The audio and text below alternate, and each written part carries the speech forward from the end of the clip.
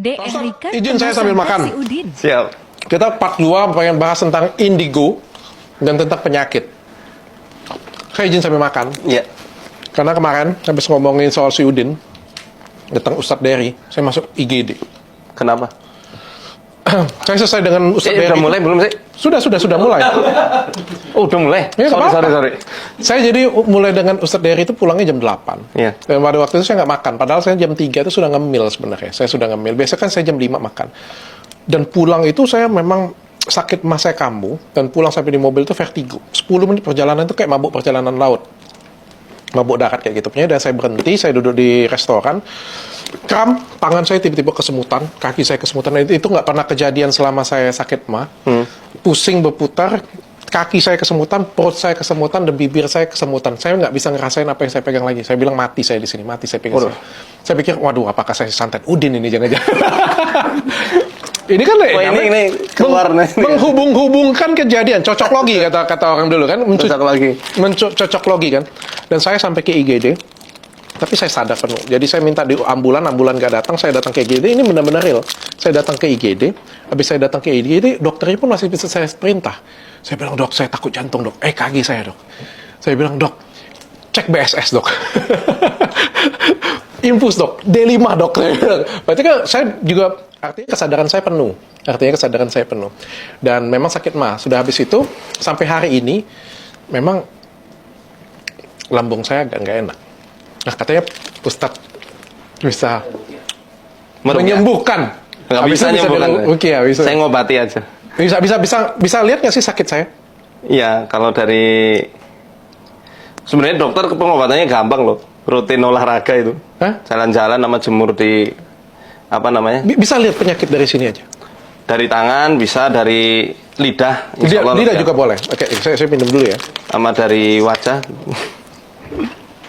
Dari wajah dan maaf nih, waktu kecil sering sakit-sakitan enggak? Iya. Oh, pantas.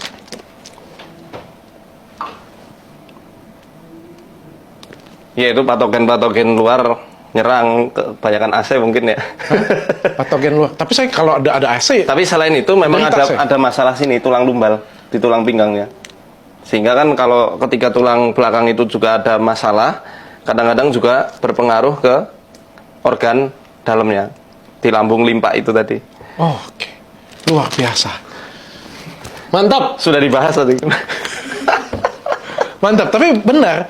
Memang karena saya punya pinggang, ini saya sudah ronsen, sudah CT scan juga, bahkan sudah MRI, bahwa saya itu ada imbalance pelvic imbalance. Jadi tulangnya itu imbalance. Jadi kalau saya berdiri lama, itu pasti kram.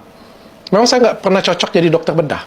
Karena kalau saya berdiri lama, 15 menit aja saya berdiri, itu pasti kram. Pasti kram. Padahal di ronsen tuh nggak ada kelainan apa-apa. Jadi kayak imbalance kayak gitu, ototnya yang imbalance. Ini harus olahraga sih sebenarnya. Sama nyeri ke lambung akhirnya. Iya. Sama ini, Dok. Dibekam kalau bisa itu. Dibekam? Iya. Kayaknya lagi banyak angin di area dada. Oh iya. Hah? Kayak masuk angin gitu. Tapi apa yang... Ya dari lambung itu kan ke sini kan, bisa naik ke esofagus kan. Oh, oke. Tapi apa yang dijelaskan oleh Ustadz Faizak ini sebenarnya bukan sesuatu hal yang mengejutkan dan gaib bagi saya. Bukan saya ini ya. Karena apa yang dijelaskan Ustadz Faizak ini masih ada sainsnya. Betul. Karena saya sendiri pernah belajar akupuntur di China. Iya. Dan melihat lidah, melihat wajah, melihat tangan, itu adalah pelajaran dari TCM kita bilangnya ya. Traditional Chinese Medicine. Dan dulu saya nggak percaya. Saya bayangin, saya yang belajar di negara China sampai 2 bulan pertama, itu nggak percaya. Sampai saya ngelihat langsung orang dibedah pakai akupuntur aja, nggak dianestesi bisa. Iya. Ditotok. Ya, ilmu pendekar. Akhirnya saya pelajarin lebih dalam, ternyata ada hubungannya sainsnya. Jadi seperti Ustadz tadi bilang lihat lidah tadi ya, itu dia bisa lihat limpa, bisa lihat jantung bisa lihat ya liver kayak gitu ya. Apalagi Ustadz tadi bilang kan limpa kan. Karena yang ngomong limpa ini kalau di dunia medis itu limpa itu nggak begitu penting. Oh gitu. Iya, kalau di dunia medis nggak begitu penting. Tapi kalau di dunia tradisional medicine itu sangat penting. Penting. Limpa itu sangat penting, benar ya? Betul. Ya kan dari limpa kan nutrisi makanan di awal lah. Iya, kalau kita ngomong limpa ini cuma ngomong orang yang tradisional Chinese medicine yang bisa mengerti.